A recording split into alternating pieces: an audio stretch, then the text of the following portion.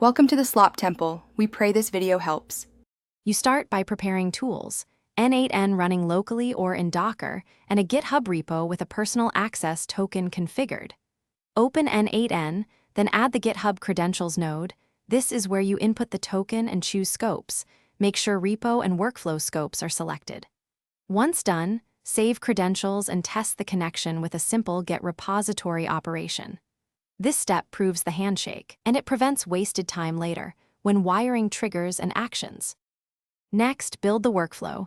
Add a GitHub trigger or webhook to listen for pushes, pull requests, or issues.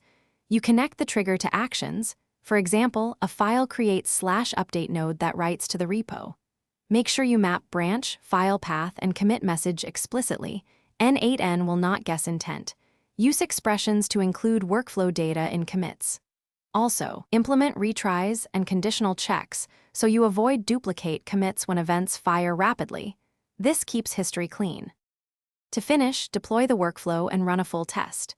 Trigger the event, then verify the commit appears in the GitHub repo with correct content and author. If things fail, inspect N8n execution logs and GitHub webhook delivery attempts to see HTTP codes and payload mismatches. Make sure webhooks target the correct URL and that your token has not expired. If you see 401 or permission errors, regenerate the personal access token, resave credentials, and retest.